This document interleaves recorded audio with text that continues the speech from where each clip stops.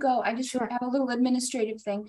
I just want to let the planning board members know that Jesse Stein has submitted and filed a Mullins form for the public hearing for the warrant article for scenic roads for the meeting that he had missed. So he is good to go to continue as part of the planning board for this, for the record. Sorry, Marnie. No, thank you. I appreciate it. That's wonderful news. Thanks, Jesse.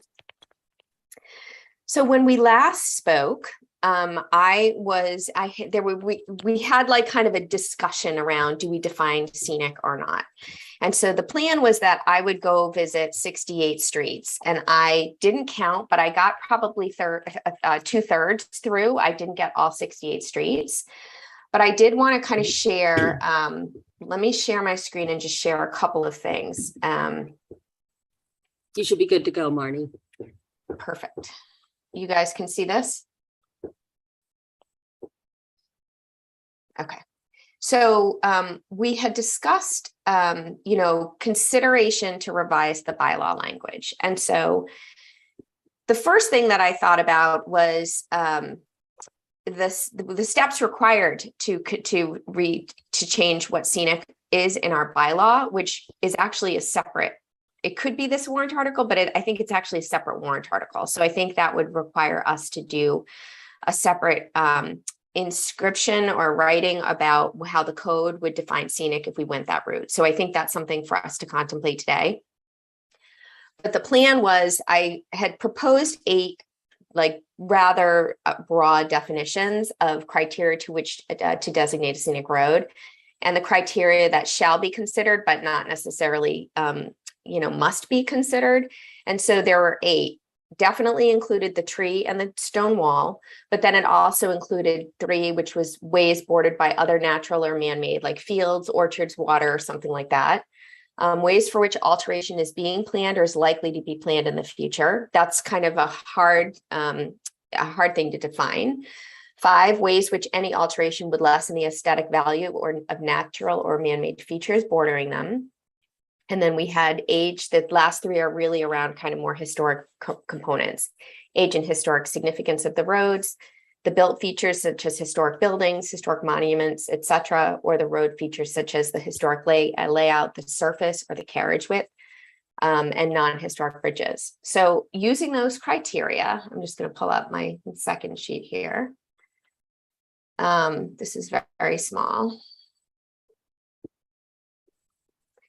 I built an Excel spreadsheet. And so I basically went through and I did them alphabetically. So I tried to indicate if they had trees, stone wall, man-made natural border, the alteration plan in the future, alteration would lessen the value, age and his significance. Oops, that's spelled wrong. I'm sorry, I can't leave that be.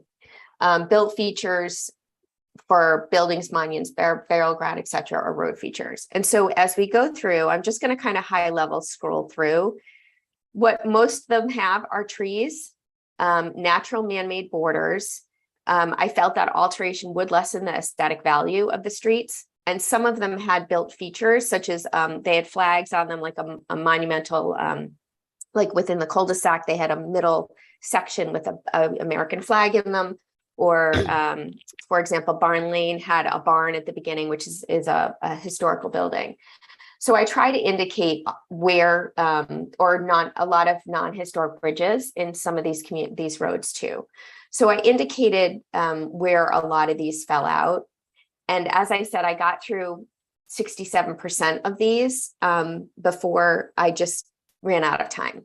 And those that I knew kind of just off the top of my head, I was able to fill out. So when looking at that, it would appear that most of these streets would qualify under the scenic road definition, being that we'd have 8 criteria from which we could consider that it qualifies as a scenic road. So that's the first thing I just wanted to update the planning board on. So the second thing was the consideration that Ms. Demiria mentioned is it administrative. And so as I went through all of this, I think what these scenic definition and administrative, what it kind of reinforced to me is that if they all meet these requirements and we could actually find examples for definition across the board, why not just simplify it and go back to the recommendation that Ms. Demiria had and what originally Mr. Morris had presented, which is really just take the roads and bring them all on as a scenic road, with potentially some alterations to the language in the warrant article. So I'm going to stop if there's any questions, and then I'll pull up the warrant articles. Okay. I just have one quick comment, Marnie. Yeah. So the criteria that shall be considered. Yes. So shall means must in legalese. Okay. Okay. So must be considered. So we're considering them. Okay. But I guess the point of the matter is that all 8, it's not all 8 are required to be met. Yeah. So even if one is met, it would still kind of meet the definition of scenic, at least in my review of this definition. Marnie, I just want to thank you for driving around and looking at roads. Mimi and I have driven around and looked at trees. So I think we're covering the bases here with these warrant articles. But before you go on, I just wanted to let you know, I did go back because I thought maybe I was a little bit harsh at the last meeting. And, you know, I still feel strongly that the law doesn't define scenic road, except for that it has protection for trees and stone walls. And so I was unwilling to go past that. But I thought, okay, I need to kind of maybe get educated and go out there and look at some of the bylaws that you looked at. I will say some of them are really interesting, but the definition I think you just mentioned, in some of them, for example, Wayland has a whole chapter, just like we're creating a chapter on trees, potentially with our tree bylaw. The definition is part of a larger explanation of how the town will handle scenic roads. And I just want you to know, I found it very interesting. There are things that I hadn't even contemplated. And I actually think it would help people to understand in the larger context what that means. So just not to go down this road, but Wayland happens to have only 6 of these criteria, not 8, but they do talk about, for example, work affecting trees or stone walls and emergencies. You know, maybe that's covered in our tree bylaws or someplace else. They talk about considerations when acting on applications, and one of them is public safety and traffic. And I found that to be very interesting. As you know, we've got a couple of applications before the boards with, you know, either 40Bs or commercial projects where potentially the developer has purchased a parcel of land on a scenic road to be able to use that as an egress. And I find that particularly egregious. And, you know, maybe there's a 40B consideration, maybe it's all waived, but I have been kind of searching down that trail. And I do note that at some point, even if it's not now, because it seems that this warrant article is really to define the trees, but we may want to add to it and discuss, you know, some of these other things. I think if we do go that route, we would have to have a definition, it seems. I'm not 100% sure about that.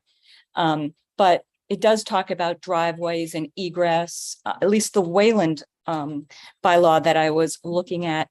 And honestly, I think that would help people to understand what the power of designating a scenic road, and we don't have that in our bylaw. And, you know, maybe we will one day. But I just wanted to mention that I do think that the definition goes with the larger chapter on what you can and can't do to a scenic road. And I hope as a planning board, we get to the point where we say, you can't do that on a scenic road, because other towns have further defined. Sorry, I've got landscapers. No So worries. that's my comment. Thank you. So as you're talking, I pulled up the Wayland scenic roads article that was accepted at one of their town meetings. So you're right. So it's very broad. And I Yeah. think what we would need to do is to be able to kind of reevaluate, like I know some of the driveways, like some of the driveways and that are part of our site plan.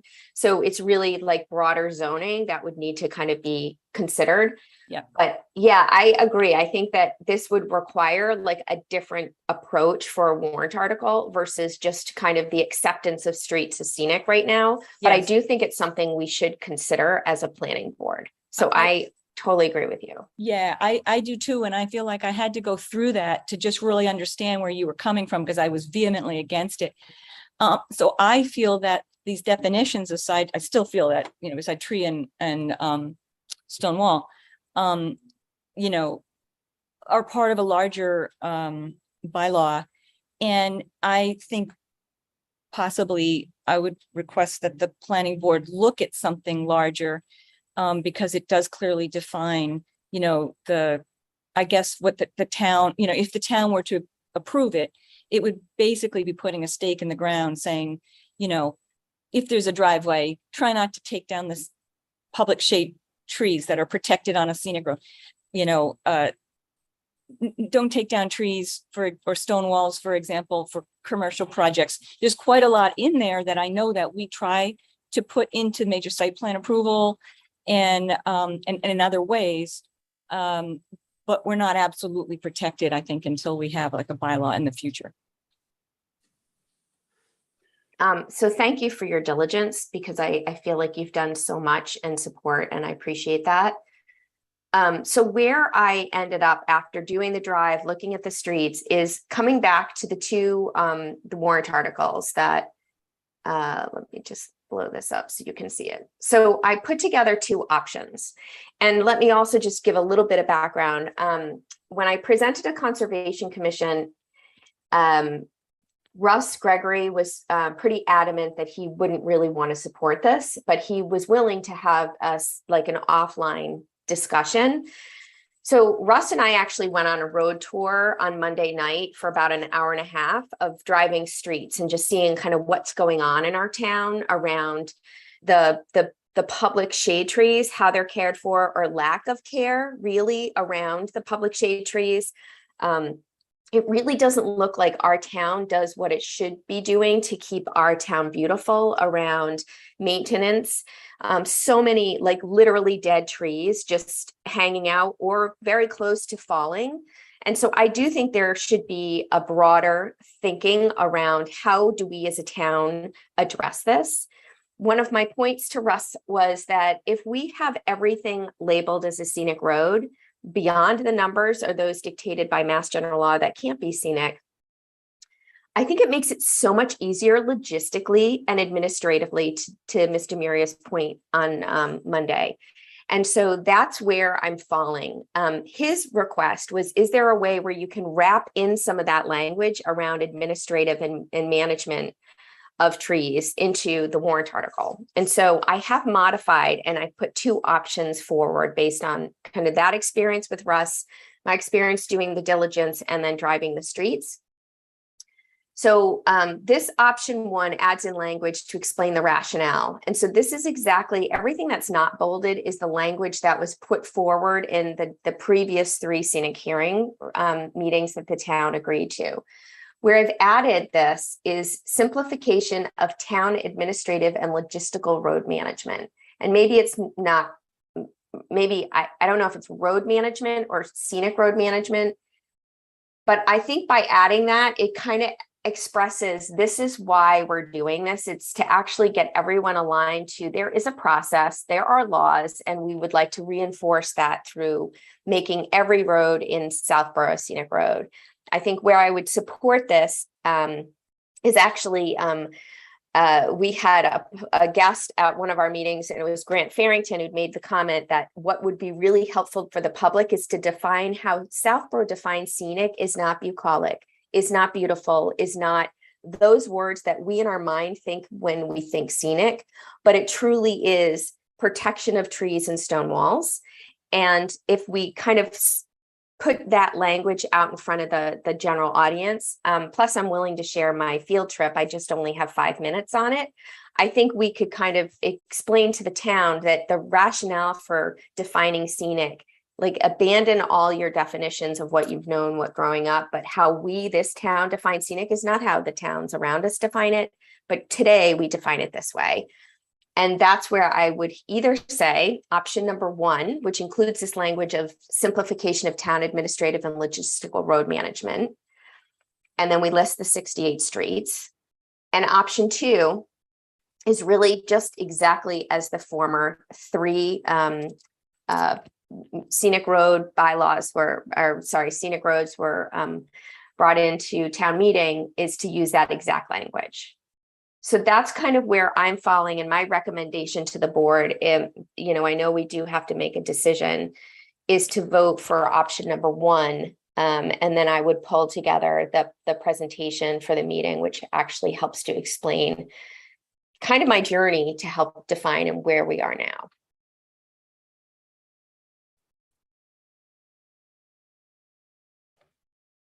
Thank you, Marnie.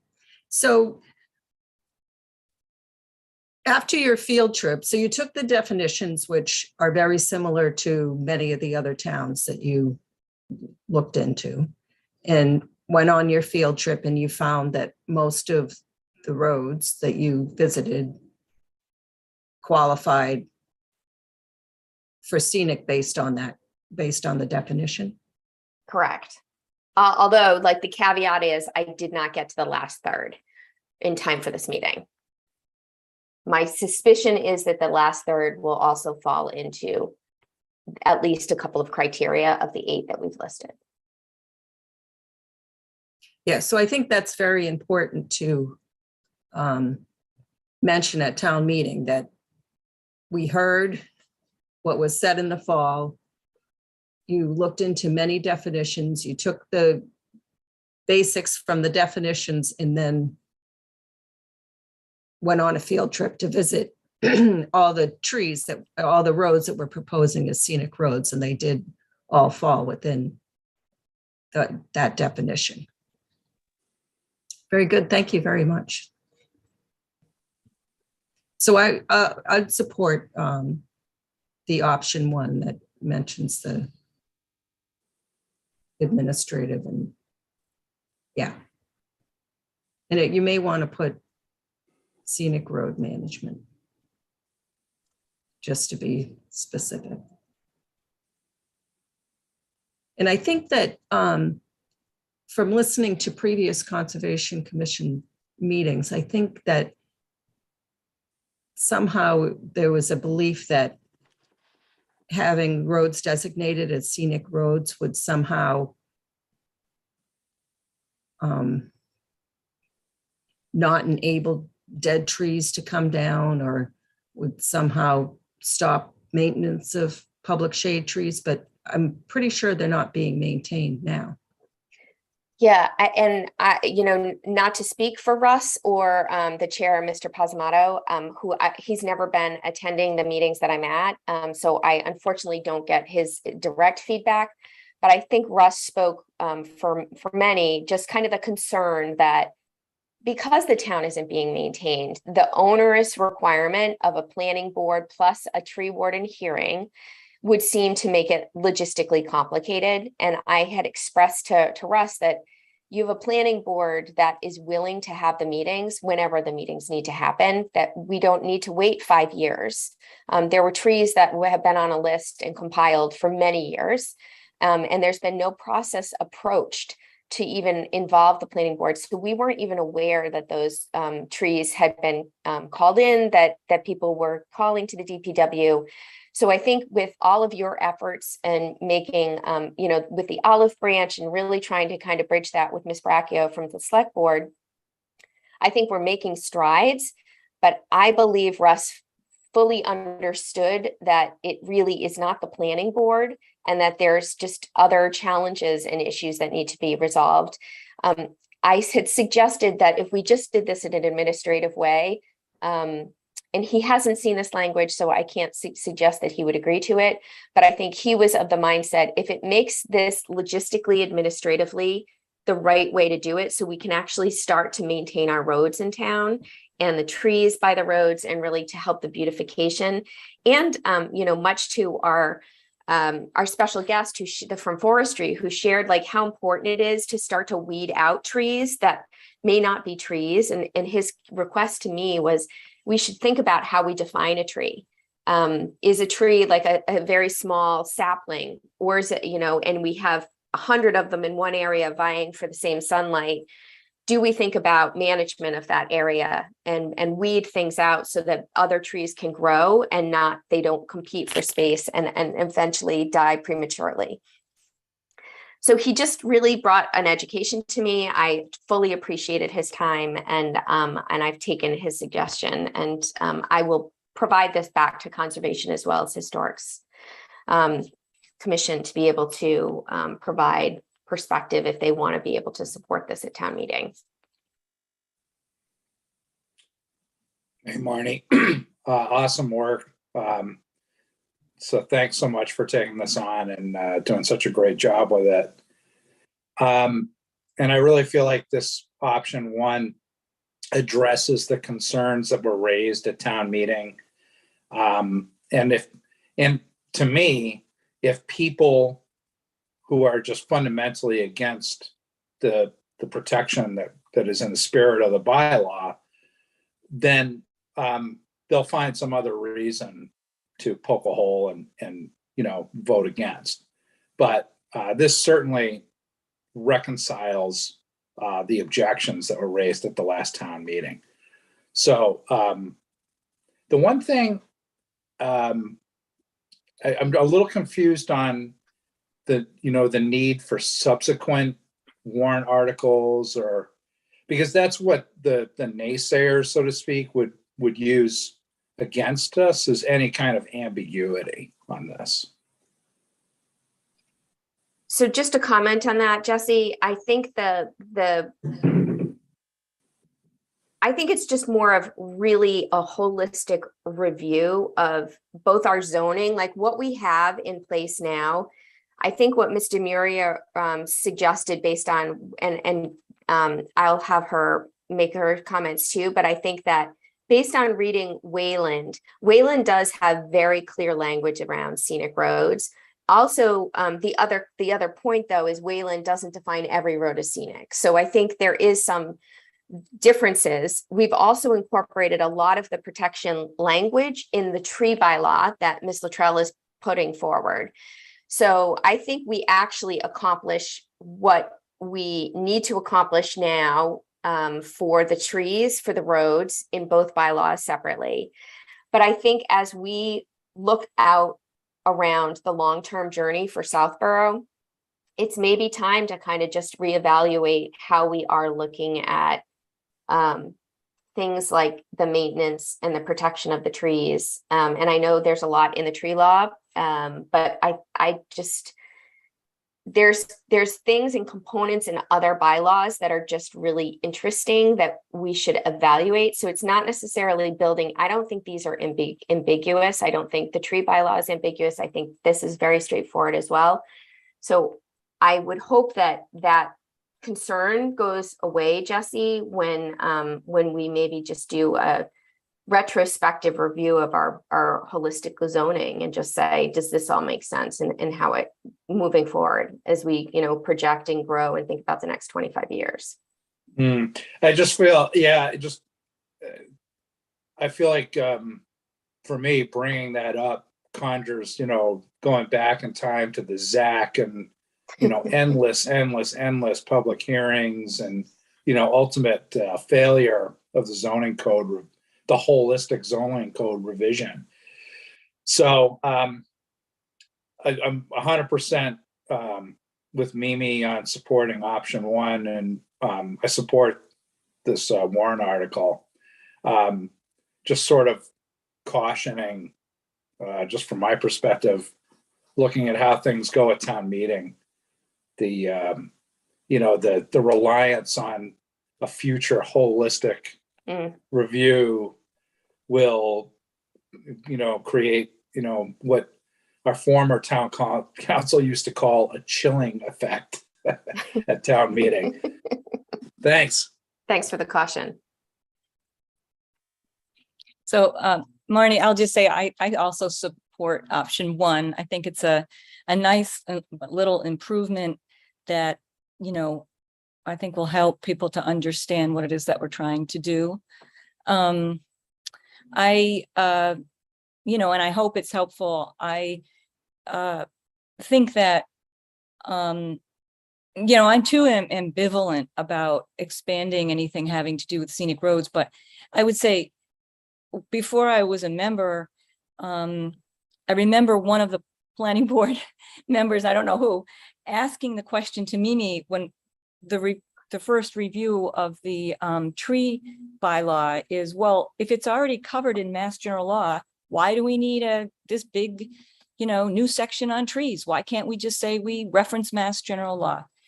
And actually that's a sentiment that comes up again and again and again, and it has to do with procedure, is because it is in Mass General Law, and anything I think that we would do has to be either, procedural to clarify what does it really mean. So the part that would not, by the way, much of what is discussed in Wayland's has to do with management of trees. And if you're going to chop down a tree, cutting, is there a fine, this kind of stuff. And that is, not necessary for us because we have a proposed tree bylaw. But when it comes to stone walls, which is the other component of scenic, how do we mandate whether something's taken down, not taken down, has to be replaced? So it just gives a little bit more clarity, but I agree with you. We'd have to look at it and make sure that it's something that we think is necessary. It may not be necessary, but I think that this addition to the warrant article is necessary, because I've been kind of perplexed about the naysayers. I wonder if it's just a person here or there.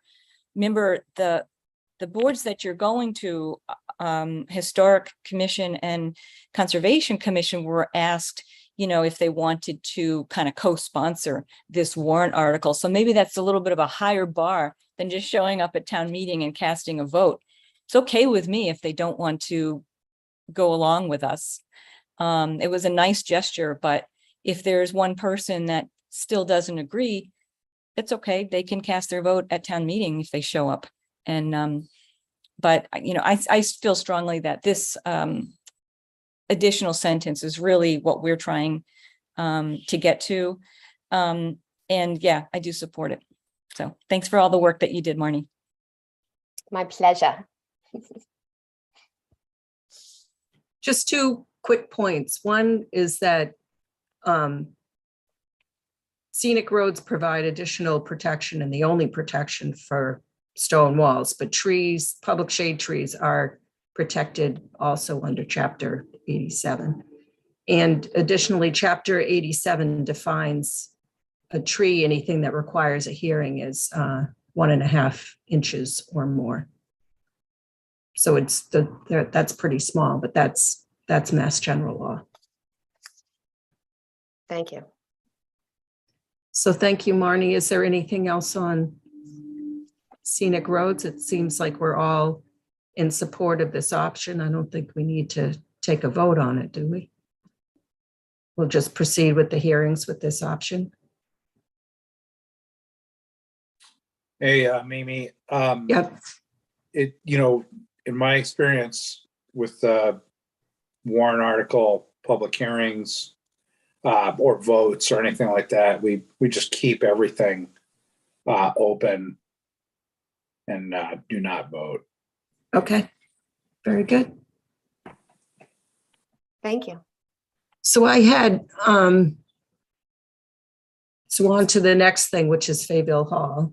Mimi, real Yes. quick beforehand, Marnie, are you able to provide us that document Yep, I'll And- send it and right the- over. spreadsheet that Yes. you showed? And I think that presentation we already had, correct? Yeah, this is the most recent update, so I'll send that all over. Okay, thank you. And is this an open hearing? Is there anybody in the audience that would like to, are we going to open it up to public comment? We currently have 3 attendees in the attendee list. No hands up. If anyone would like to comment, please raise your hand.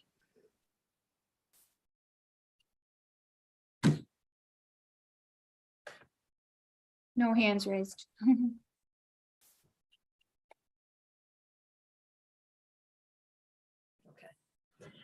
So I had added Fayetteville Hall because last Friday, the select board had a meeting on whether or not to Exercise. exercise They're afraid Or- of first refusal. or not to exercise it, to get rid of it. I just lost the word. And they had planned on making a decision then, but then it was asked if the board could reach out for further comment for boards and committees. And we have until tomorrow at noon. So I wanted to ask if the planning board wanted to offer comment on that. They were going to rescind the right of first refusal, and whether the planning board wanted to formally comment on things that they would like to see as conditions of that. If the select board does vote to rescind their right of first refusal. And a couple of things I was thinking of was to have a preservation restriction put on the building, since it was 2 lots were sold for $21,000 because the town wanted to preserve the building. And I think the Historical Society intends to put a preservation restriction on it, but I think that needs to be clear. And the writing that was formerly in the deed, town council said is very broad, and if we want it to be preserved, the preservation restriction is the way to go. The other thing was to make sure that the parking is reserved. We had also asked when the previous sale that parking spaces be reserved for the park across the street. And the third thing was to reserve our right of first refusal if the building changes hands again. So those were my thoughts. Anyone else, Mr. Stein? Thank you, Mimi. This has brought, now I have to preface my comment with an apology to my fellow board members. As usual, I've been preoccupied by non-town government matters. And this issue has brought some things to light to me that I did not know. For example, I, in my ignorance, did not know that the town does not have any oversight or control over the Southborough Historical Society's activities. And the funding for this, for the plans, so to speak, and I put that in quotes, comes from an action that, in my view, if there had been any public input allowed or sought, heaven forbid, would not have occurred. So in my view, this is an opportunity. This is sort of our last opportunity to exercise any control at all over this entity. And we would be remiss if we did not, in exchange for rescission of the first refusal, to have some town controls over our valued inventory and artifacts that the Southborough Historical Society is in charge of. What form that will take, I'm not prepared to say exactly in this meeting now, but I'll certainly be giving it some thought. Thank you.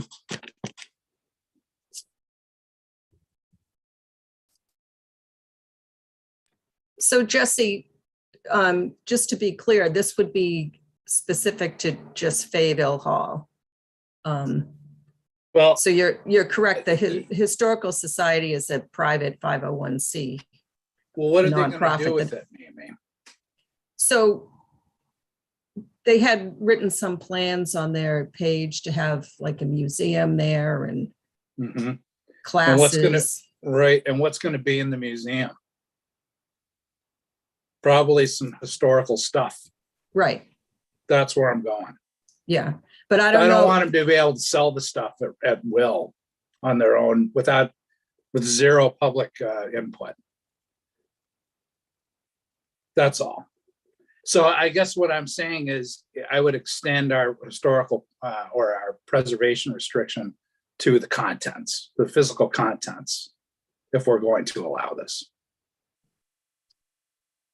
And I am not being a municipal law expert, may need to get town council involved to see if and how such a restriction could be written and enforced.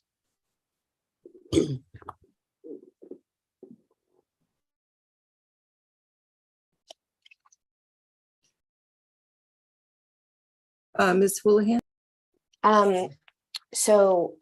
Thank you, Mimi, for your diligence. I would completely concur that a preservation for the building is really important as part of the requirements. And I agree with both 2 and 3 that you've recommended. So I would be in fully support. I would echo my concerns. So while this is not the forum for it, I think what Mr. Stein has just brought up is it's disconcerting as a public member of the town to know that our only declaration copy was sold without any public comment. I read about it on my Southborough. I never knew anything about it. And I think to hear that that's being leveraged to purchase a building that was specifically designated as a car and art and a museum for the previous proponent. It doesn't feel good. So while I understand the requirement to kind of have some oversight of what they do, I don't know if we can, but I think we can at least command clarity around what we expect of the building and how to maintain the building for the town's enjoyment. Thanks, Mimi. Thank you. Mr. Maria? So I was looking for an example where the town has put a restriction for an additional right of first refusal, like in a situation like this, and I just don't happen to know of any. And I was just wondering about that. So they have right of first refusal. If this building were to convey again, do they have right of first refusal? Have we have examples of that in town? If it sells again, do we get right of first refusal again? I'm just wondering about that concept. Is there an example where we've put a restriction that it goes back to the town for right of first refusal again and again, or even one more time? I have to tell you, I did listen to the select board. I heard, for very good reasons, I heard that come up as a possible condition, and it struck me at that time. I'd never heard of that, but I'm not familiar with the legal agreements around these things. I don't know of any other example. But unfortunately, we don't have a lot of time to look into this. We were given a week for all boards and committees to meet and opine on this. Fortunately, we already had this meeting set up, and I'm sure many other boards and committees were unable to put together a meeting in a week. So we won't really be able to do much research, but yeah, I mean, I don't necessarily think it's a bad idea. I would just question whether maybe it's a great idea, to be honest. And if that's the case, we should incorporate that into the procedure. If a building's historical and it conveys, maybe it should be a condition of every, that the town gets right of first refusal again to be able to preserve these historic structures. I guess I'm just curious to know. I don't object to it, Mimi, but I just wanted to know it felt to me that it was just being put in place specifically for the Historical Society. And I guess I would just want to make sure that's not the case, that there's maybe some precedent that when you use this sort of procedure, it can, it commonly goes back to the town for right of first refusal. So that's my only comment, but I don't object to it. Okay, I don't know of another building in town that we sold for so much far under market value, just for the reason that it be protected. So I don't think it's necessarily has anything to do with the fact that it's being purchased by the Historical Society. I think it's just a very valuable historic asset that the town wants to preserve. Yeah. So I'm in agreement with it. That's fine Yeah. for me. Debbie, I can cite from when I've been here, nothing really about buildings, but I know when open space is restricted during, say, subdivision approval, and the entity offers up a couple lots, which typically there's a time frame of 3 years, and if the town doesn't purchase those 2 lots within 3 years, it's kind of their right of first refusal in a kind of corollary way, that the lots go back to the developer in order to build homes on. That's the only quasi-related type of first refusal I've seen in the 6 years I've been here. Yeah, thanks, Karina. And is it because it's sort of below fair market value? Is that, do you think, have anything to do with it, that it gives an opportunity for fair market value, whether it's on that example you gave or in this example? You mean in regards to the price of the lots to purchase them back? Yeah, Yeah, I would think that, it's just my opinion, but it seems that it would be the market value to purchase those. That came up on Deerfoot Road as well, when the Peter Dowd's properties came up for sale. If you recall, the town had the option to contemplate those first right of refusal. Also, Mimi, remember Beth, the prior conservation agent, and you and me and Freddie had worked on a chapter 61 method of what happens with chapter 61 property, because the town does have first right of refusal. But that's all, that's property, and that is private property with, I don't know why, I can't remember why Peter Dowd's property came up as why the town had first right to purchase that. I think because it was in chapter 61. It was in chapter That's why. 61. That was the triggering criteria for that. And that's been the most common. Well, this is the first building that I know of with the right of first refusal, but it's usually chapter 61. Yeah, so just wanted to add that. Okay. thank you. Does anyone in the public have any comment they would like to add? Raise your hand.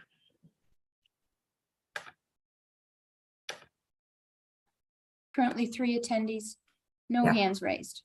Okay.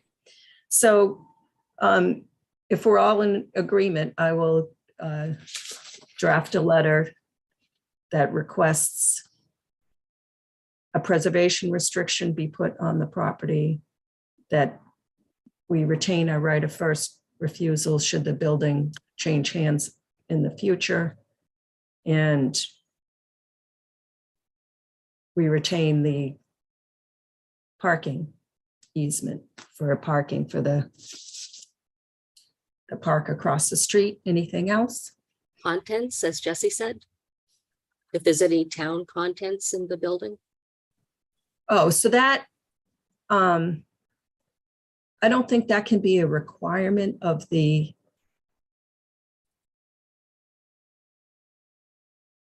Restriction. Yeah, rescinding our right of first refusal. I don't think that the contents that are the society believes that they own, we can take any control of. But can certainly request that the select board do some due diligence in the future to try and determine the ownership of those contents. I think there's a school of thought that the society is holding those contents and taking care of them for the town, and that they're actually owned by the town. So it would be good to know whether the society actually owns the things in the museum, or if they are in fact town property. And it's So I my can mention that. understanding- Yeah, and it's So my so understanding. Mimi, I do defer to you on preservation restrictions, because I'm aware that you have a lot more experience and knowledge in the drafting and enforcement of such restrictions. But maybe if you could just explain to me why we couldn't include the contents in a restriction. So the right of first refusal is on the building on Fayville Hall. There are no contents in it right now. Right, but we are conditioning the rescission of the first refusal on the application of a preservation restriction. This is what you're suggesting, or we are suggesting as a board.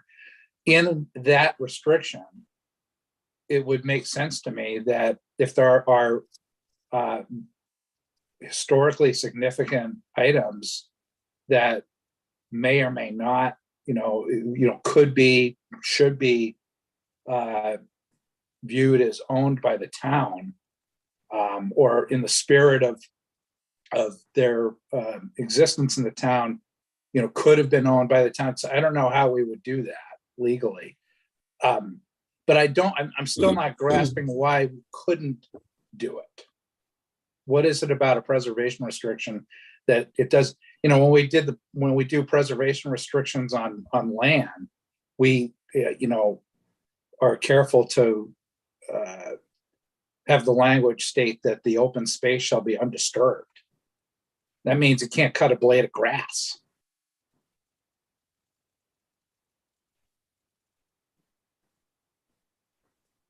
So I'm not an expert on preservation restrictions, and we can certainly put that in the letter. But I'm thinking that that we have the right of first refusal on the building and what was sold previously, which didn't have any of the historical society's contents in it. So I'll certainly put that in the letter that the town has the right of first refusal should the society decide to sell any of its historic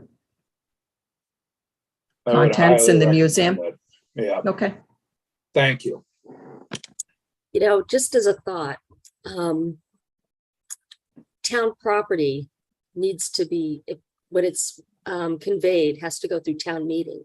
So if historic property is there, couldn't it be, required to go through town meeting to sell it? Which was my thought exactly. Thank you, Colleen. But the question is, who owns the property? Right.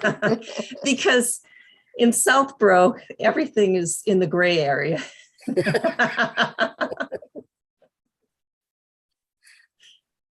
All right, have- so, Grant Barrington would like to speak. okay. Hi, Grant. Hey everyone, good morning. Yeah, I just had a quick question regarding Mr. Stein's comment. Perhaps I'm just not understanding what exactly he's requesting, but Good question. my understanding is that the Historical Society is a private, well, it's a nonprofit organization. It's its own entity. It's not a town entity. So if they own certain items, are you suggesting that the town just confiscate those items because we feel like it in the Well, let's look at the example of, I believe it's 41 Main Street. I can't remember what the Burnett House's address is right this second. But in that example, that property is owned by Mr. Deli Priscoli, and he is, owning it and received significant funding from the town in exchange for a preservation restriction. And that preservation restriction limits what he, a private entity, can do with that collateral, especially, if I'm remembering it correctly, the exterior and the landscaping. So to address Mr. Farrington's question, yes, we can, based on that precedent, apply and enforce preservation restrictions on private property if the town was involved in the beginning, as we are in this case, and we do what we're supposed to do. Thanks. Okay, I'm aware of that preservation restriction. My understanding was that that applied to the property itself, the land, what can be done with the land and the exterior of the building, rather than the contents of the ownership of the property. So yeah, perhaps I'm still a bit confused, but thanks for clarifying. Bye. Well, Grant, think about it this way. If you, the town has a lot of historical records, and we may have given them for, safekeeping to the Historical Society. So those kind of things you wouldn't want to be conveyed. I mean, like Marnie said, there's a sour taste in everybody's mouth about a document that was sold. But if the town gave up the ownership, then they didn't have an interest in what happened to the document afterwards. Am I wrong? Is But that do what we- happened? Do Mr. we know Farrington? that? We don't know that. Okay. Yeah, could you, please enlighten me as to where you got that piece of information? So do we know that that document was owned by the Historical Society and it wasn't the society holding town property?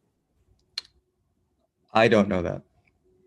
So I don't think anybody does. So I think that's Okay. Mr. Stein's point. I see. Thank you. Thank you. I can tell you, it's my understanding that I think that the goal is to move the contents of the small school building behind the townhouse into the new location. Yeah. Mhm. Right. And they'll have offices moved there, so I don't know what will become of the small schoolhouse, if they are gonna keep that as well, or and just move selective things, or if they're totally would be moving into the new location. I think that's the intention, to move out. Mhm. All right, very good. So can I write a draft, Karina and Colleen, and then send it to you so you can stick it on town letterhead? And I'll get it to you today because I know you're both off tomorrow. Yes, yes, absolutely. You get a test, we'll put it on our nice letterhead that we're Pretty trying it to up. transition, to the standard letterhead that the other departments use as well. All right, Excellent. Could I just check in on a related subject, but it's not on our agenda? That discussion of whether major site plan approval is required on the property. Is that something that we're going to be speaking at in a future meeting? I think we should be. The property currently has had a major site plan approval, which lapsed.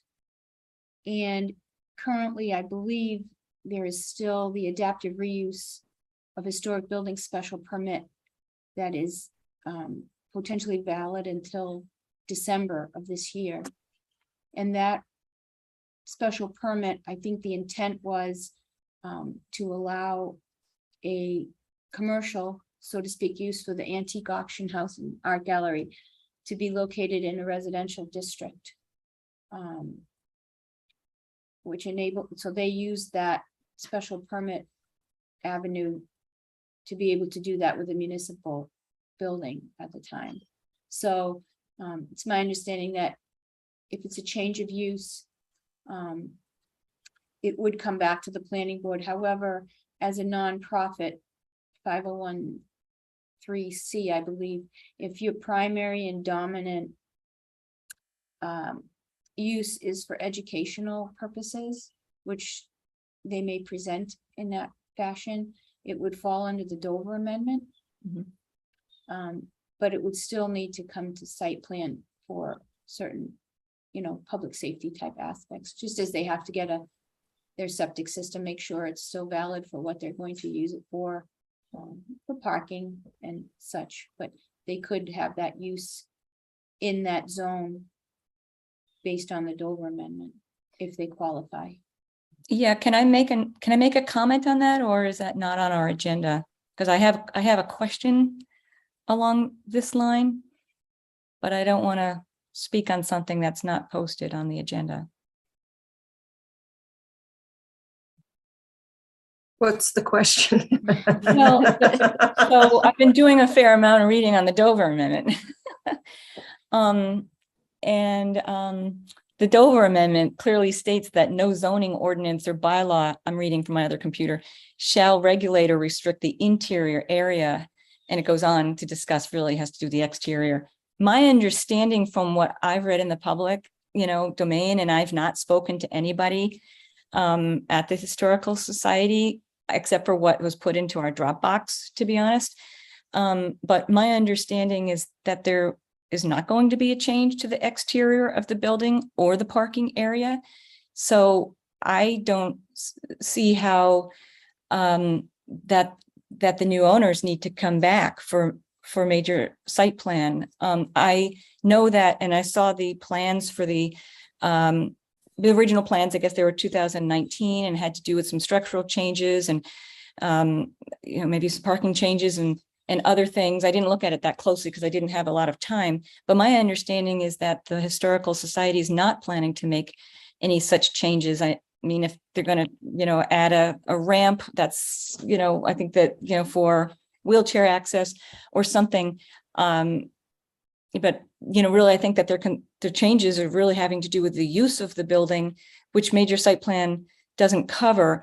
And I feel kind of ambivalent about the major site plan approval lapsing. Also, when I was a zoning board member, we did have developers come and had, their special permit ran out and they didn't come in a timely fashion to renew it.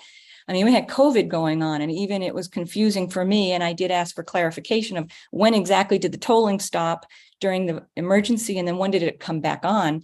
I wouldn't really expect anybody to be able to follow that, but certainly somebody, maybe Mr. Della Perscoli, should have asked. But we did have developers and come with their tail between their legs and say, sorry, I had we let it lapse.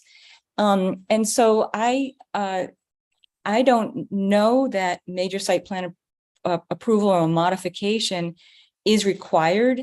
I would be interested to see a letter, for example, from the Historical Society or Mr. Wysan to describe if any changes are going to be made to the structure or the parking. And if not, I would say, so the major site plan, the permit expired.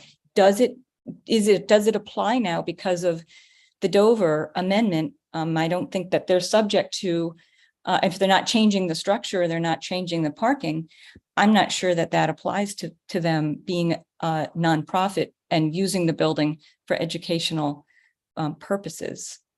So I'm happy to be challenged on that, but that's my question is, do they really need to come back for modification, or can we just accept a letter saying they're not going to modify the building? Well, it wouldn't be a modification per se. It's a right? change of So use. if you have, they're permitted for an antique auction house and a art gallery there. So, Well, that was Mr. Della Perscoli. and that is what the permit's for. Right. That's what the major, so anything different, if it's not Dover, would be brand new major site plan, not a modification. And Okay. because it's Dover, they may still come to site plan for certain aspects that don't involve those zoning criteria, like, Parking and handicapped and yeah, so if, we can't say you can't put that in there because of the zone or whatever, but, any non-conformance issues and things like that, but you still have to regulate, safety. yeah, safety issues. So I guess And- that's my question is, so I listened a little to the select board and again, just read, what you guys provided, what we found online and that sort of thing. But my presumption, I guess, is that there was no modification to the parking, no modification to the So building. Debbie, I don't want to interrupt you. That's a good question, but that is a question for a future planning board meeting. And the board would have to decide whether or not they felt that they need to come forward. And there is specific guidance in our code on lapsing site plans. Mhm. Okay. And I just, that's fine. I know that's not for this meeting. But I guess I would appreciate as a board member some clarity from the Historical Society of what it is that they intend to do. Maybe it's publicly posted, but if do they intend to put in a ramp, change parking, change the structure? That to me, I think would be something that would be interesting for the planning board to consider.